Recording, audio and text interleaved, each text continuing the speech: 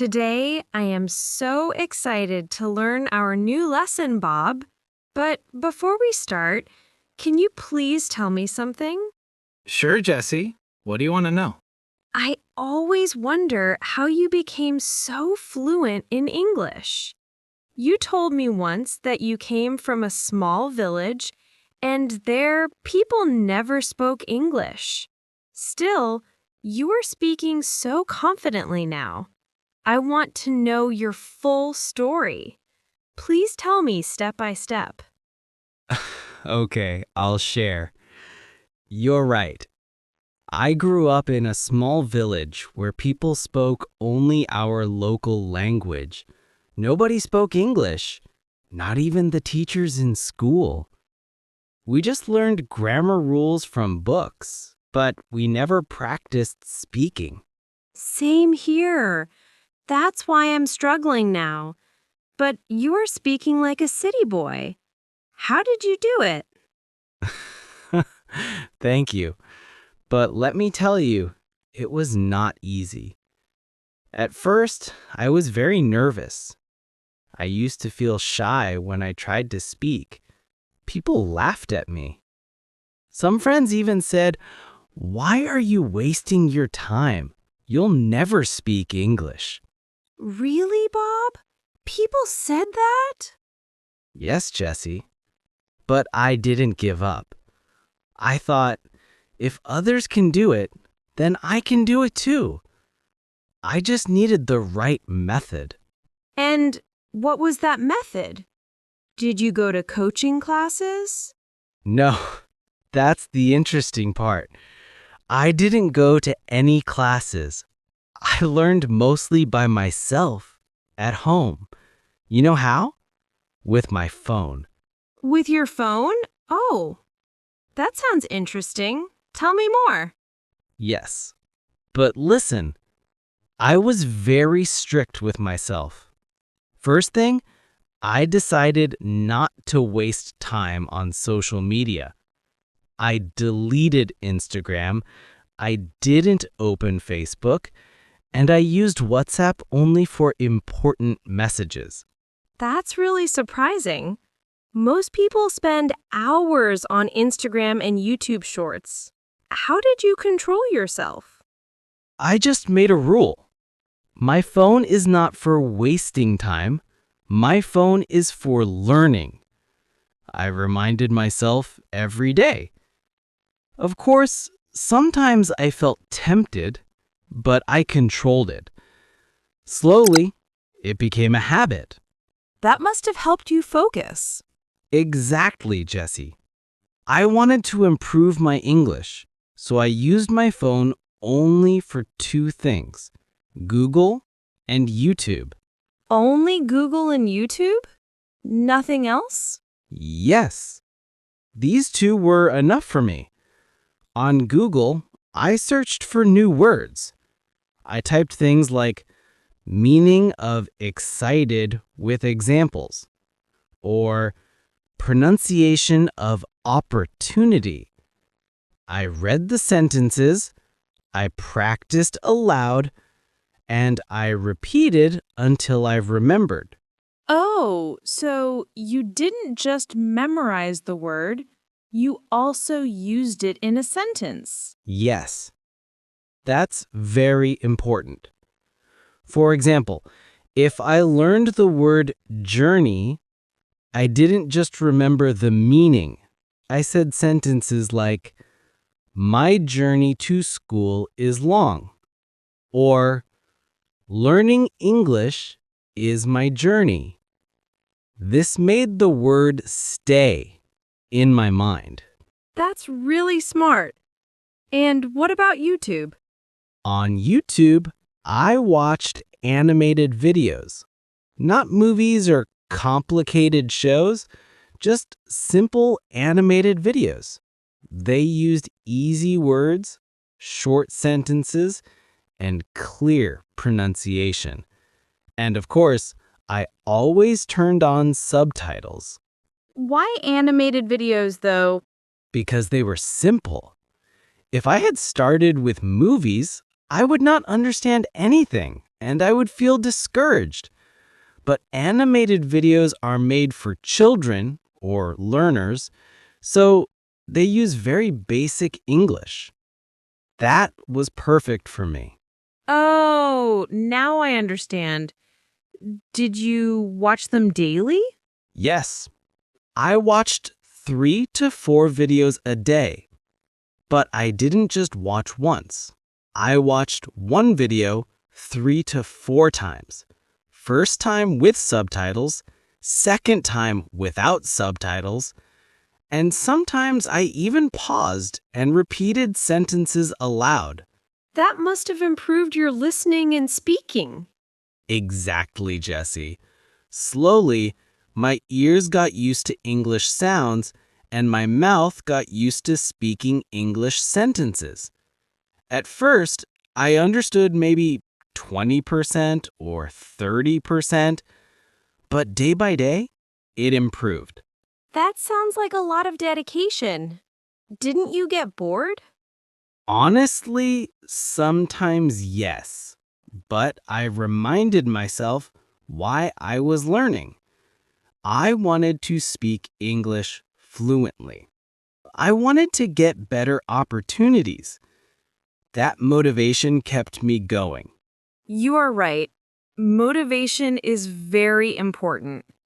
I also feel motivated when I see your progress. Thank you. And you are already on the right track. Now you have just started and you have learned past tense, and it's 4 types even. Yes, now I am quite good at past tense. And I also practice sentences like, I went to school. She ate an apple. And they were playing. Perfect. That's exactly how I also started. Grammar gives us the base, but along with grammar, you must listen and speak daily. That's how it becomes natural. I see. So I should not only study grammar, I should also practice speaking and listening. Yes. Think of it like this. Grammar is the skeleton, and speaking is the flesh. Without both, the body is incomplete. Nice example, Bob. Thanks. Okay, so now I'm very curious. You said you used Google for words and YouTube for videos, but how did you manage your time? Did you follow some daily routine? Yes, Jesse. I made a very simple routine. Nothing too complicated. I divided my day into 3 parts: morning, afternoon, and evening. That sounds interesting. Tell me what you did in the morning first. In the morning, when my mind was fresh, I learned new words. I didn't try to learn too many at once. I picked only 3 to 5 words daily. For each word, I checked the meaning, pronunciation, and example sentences. And then you made your own sentences, right? Exactly. That was the key. If I only memorized the meaning, I would forget after 1 or 2 days. But when I made my own sentences, I used the word in my own life, so it stayed in my memory. Can you give me one example? Sure. Let's say the word was opportunity. I saw the meaning, a chance to do something. Then I read example sentences like, he got an opportunity to study abroad. After that, I made my own sentence. Learning English gives me many opportunities. I repeated it 3 or 4 times.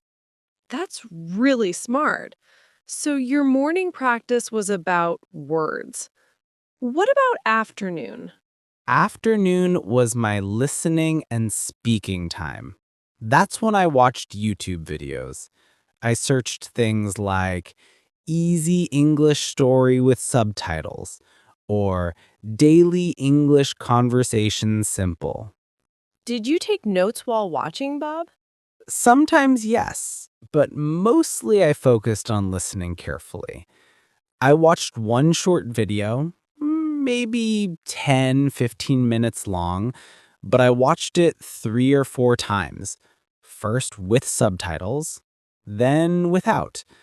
If I didn't understand something, I paused and repeated. So you didn't just watch for fun, you watched to study. Exactly, that's the difference. Many people watch English videos, but they don't focus. They just watch once and forget. But I treated it like a lesson. I like that. And what about the evening? Evening was my self-practice time. I stood in front of a mirror and spoke to myself in English. Spoke to yourself? That must have felt strange. Yes, at first it felt very strange. I thought, am I crazy talking to myself? But slowly it became fun. I would describe my day in English. For example, today I woke up at 6 a.m. I ate bread and tea for breakfast. I went to the market. I studied English words. Simple sentences, but very useful. Oh, I can try that too. Yes, the mirror practice helped me gain confidence. I looked at myself, I practiced pronunciation, and I improved my fluency little by little. So your daily routine was morning words, afternoon videos, evening self-practice. That's very systematic. Yes, and at night before sleeping, I quickly revised the words I learned in the morning. It took just 5 minutes. That way I didn't forget them. Wow, that's amazing. But didn't you ever feel lazy? Like, oh, today I don't want to study. Of course, many times. I'm human too. But I reminded myself of my goal. I wanted to speak English fluently. I wanted to improve my life. So I said, just 10 minutes. Let's do it. Once I started, I often continued for longer. That's a good trick. Start small, then continue. Yes, consistency is more important than long study hours. Even 30 minutes daily is enough if you do it regularly. That makes me feel better because sometimes I feel like I must study for 3 to 4 hours, but then I get scared and do nothing. Exactly. Don't pressure yourself. Just focus on small steps every day, like learning 5 words and watching one short video. Slowly, it builds up. You're right. And actually, your method sounds fun too. Not boring like grammar books all the time. Yes, I made it enjoyable because if learning feels like a punishment, you won't continue. But if it feels fun, you'll do it naturally. I agree. So now I think I will also make a daily routine like yours. That's great. Start simple. Learn a few words in the morning, watch a video in the afternoon, and practice speaking in the evening. And don't forget to revise at night. Thank you so much. This sounds practical and possible. You're welcome. Remember, the phone can be a teacher or a time waster. It depends on how you use it. Yes, from now on, my phone will be my English teacher, not my distraction. That's the spirit. You know what, Bob? I realized something today. It's not just about grammar and vocabulary, right? There must be something more that helped you speak so fluently. You're absolutely right.